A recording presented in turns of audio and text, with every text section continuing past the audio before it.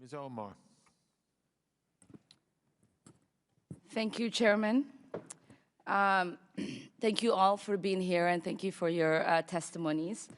Mr. Adams, in 1991, you pleaded guilty to 2 counts of withholding information from Congress regarding your involvement in the Iran-Contra affair, for which you were later pardoned by President George H.W. Bush. I fail to understand why members of this committee or the American people should find any testimony that you give today to be truthful. If I can respond to that. It wasn't a question.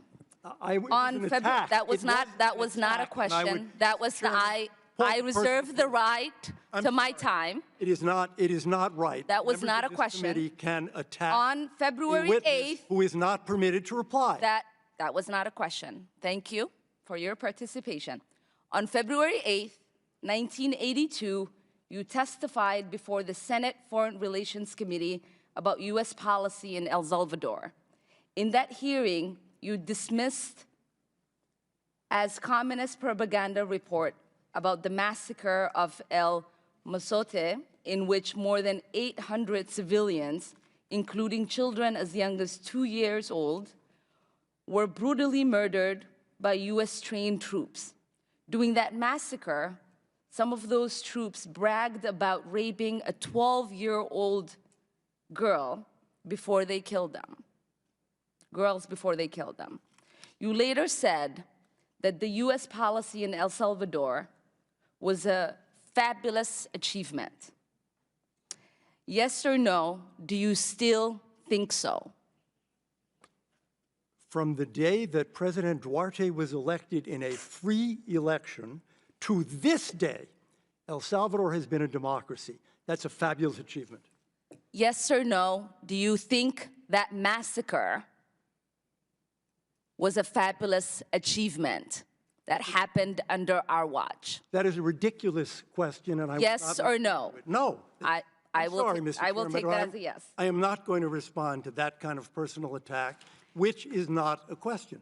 Yes or no, would you support an armed faction within Venezuela that engages in war crimes, crimes against humanity or genocide, if you believe they were serving U.S. interest, as you did in Guatemala, El Salvador, and Nicaragua? I am not going to respond to that question. I'm sorry. I don't think this entire line of questioning is meant to be real questions, and so I will not reply. Whether under your watch, a genocide will take place, and you will look the other way because American interests were being upheld, is a fair question, because the American people want to know that anytime we engage a country, that we think about what our actions could be and how we believe our values are being furthered. That is my question. Will you make sure that human rights are not violated and that we uphold international and human rights? I suppose there is a question in there, and the answer is that the entire thrust of American policy in Venezuela is to support the Venezuelan people's effort to restore democracy to their country. That's our policy. I don't think anybody disputes that. The question I had for you is that does the interest of the United States include protecting human rights and include protecting people against genocide? That is always the position of the United States. Thank you. I yield back my time. As we speak, there are people in this country fearful of the next knock on their door, because that could be somebody there to serve an eviction notice. The federal eviction moratorium expired last weekend, and there are a lot of people in this country behind on their monthly rent payments. So, objecting to the lack of action by Congress and the White House, Representative Cori Bush led progressive lawmakers in a sit-in outside of the Capitol, drawing attention to the issue on Then on Tuesday, there was a sigh of relief as the CDC issued a new moratorium for an additional 60 days. I want to bring in now one of the lawmakers who joined the protest, Minnesota Congresswoman Ilhan Omar. Congressman Omar, welcome back to the program. I guess relief that the 60-day moratorium, another 60 days are in place, but already that's being challenged in court.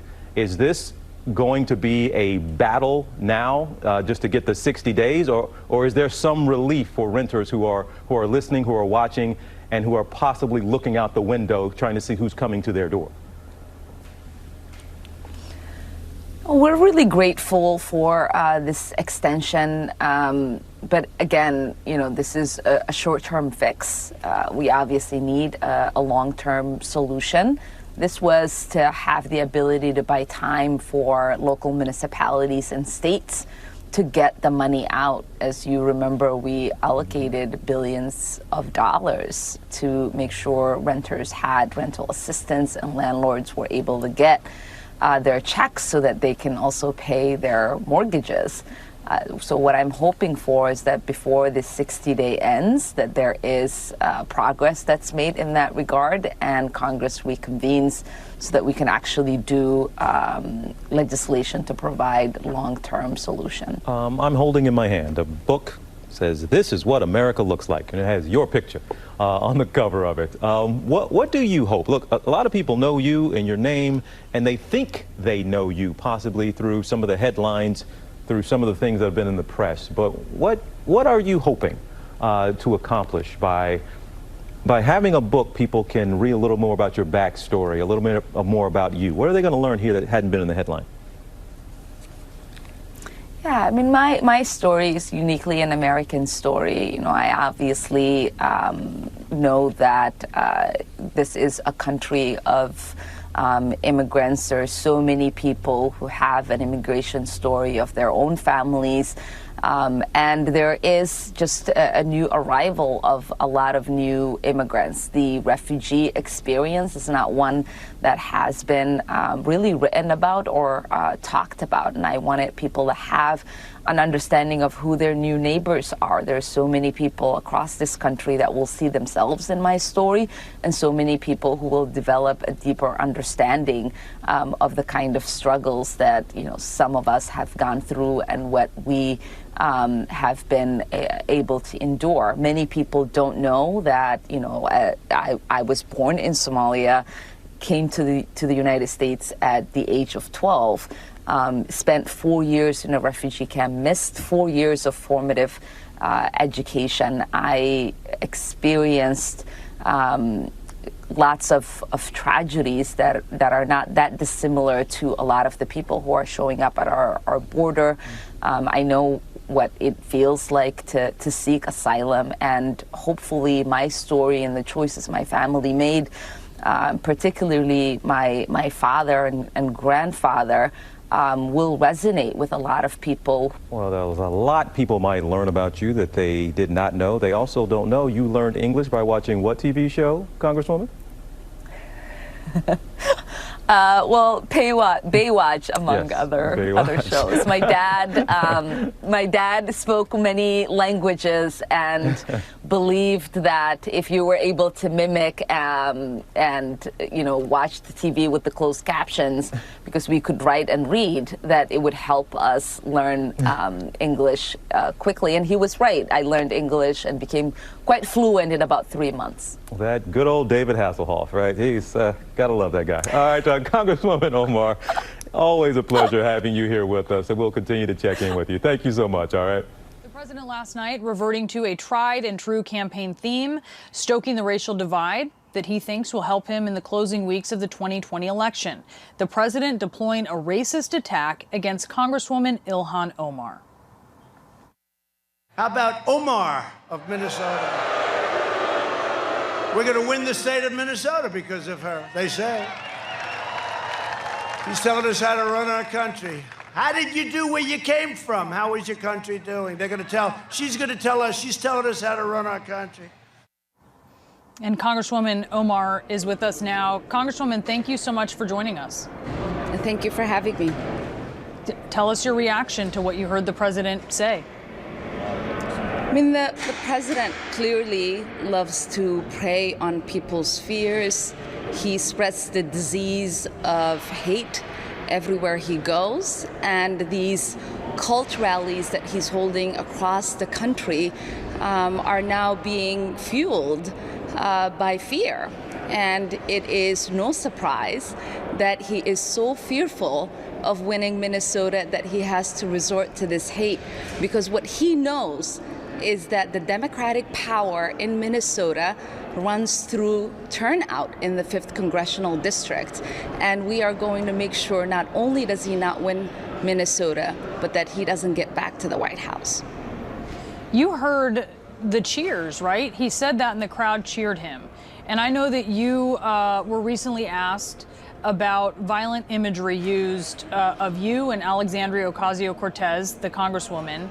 And you were asked if any Republicans had reached out to you even privately to say this is not okay. And you said that hadn't happened.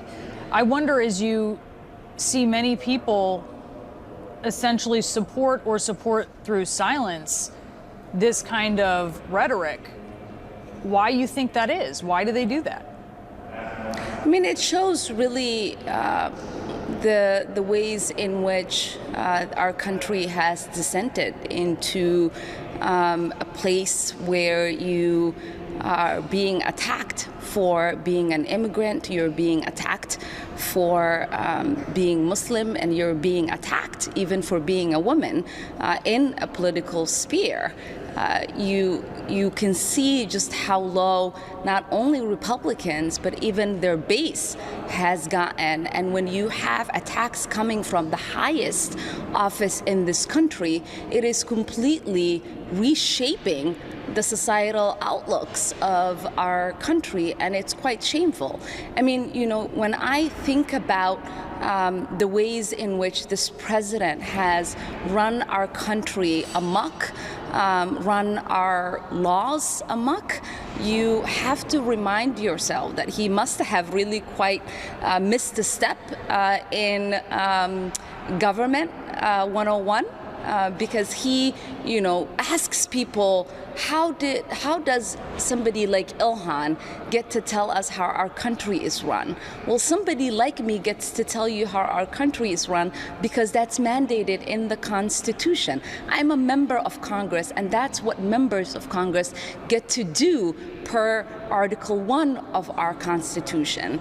And I get to do that because I was honored by the voters of the Minnesota Congressional 5th District with their votes. And I like to remind the president and his base, you know, I won my election in 2018 with more votes than 427 members of the House. And we did that by reaching out to people, having conversations, building relationships, and speaking to the issues that they were being faced, whether it was brutality within our policing system, whether it was the social ills that existed that has made some of them not achieve the promise of America, or whether it was talking about economic opportunities that can exist for them.